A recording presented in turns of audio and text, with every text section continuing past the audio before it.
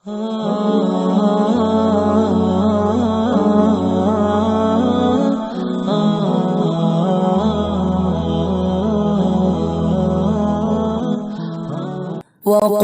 جاء الحق وزهق الباطل إن الباطل كان زهوقا۔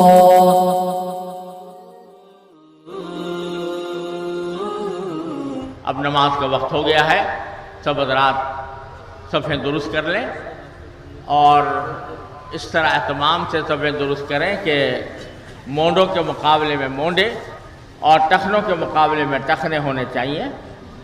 اگلی صفیں پہلے مکمل کی جائیں جب تک اگلی صف میں جگہ خالی ہو، پیچھے کھڑے نہ ہوں، اور اس بات کا خیال رکھیں کہ صف سیدھی رہے، اور میدان کے دائیں بائیں جو حضرات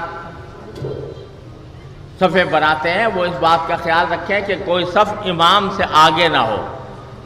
امام سے آگے ہوگی تو نماز نہیں ہوگی، اور اس بات کا خیال رکھا جائے کہ صفوں کے درمیان کوئی خالی جگہ باقی نہ رہے، اچھی طرح مل مل کر کھڑے ہوں، اہتمام کے ساتھ آنے والوں کو جگہ دے دی جائے، اور اس بات کا خیال رکھیں مسجد کے عیدگاہ کے دائیں بائیں جو صفیں ہیں وہ ان میں سے کوئی بھی صف امام سے آگے نہ ہو۔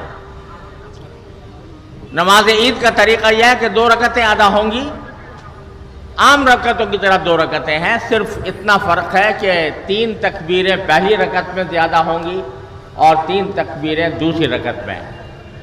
پہلی رکعت میں 3 تکبیریں سبحانک اللہم پڑھنے کے بعد ہوں گی، اس میں ہاتھ کانوں تک اٹھائے جائیں گے، 2 مرتبہ چھوڑ دیے جائیں گے، تیسری مرتبہ باندھ لیے جائیں گے، اور دوسری رکعت میں 3 تکبیریں رکوع سے پہلے ہوں گی، اور رکوع سے پہلے ہاتھ کانوں تک اٹھائے جائیں گے اور چھوڑ دیے جائیں گے تینوں تکبیروں میں۔ چوتھی تکبیر جب امام کہے گا تو ہاتھ اٹھائے بغیر رکوع کے اندر چلے جائیں گے۔ یہ نماز عید کا طریقہ ہے۔ اب اللہ کے نام پر ہم نماز شروع کرتے ہیں۔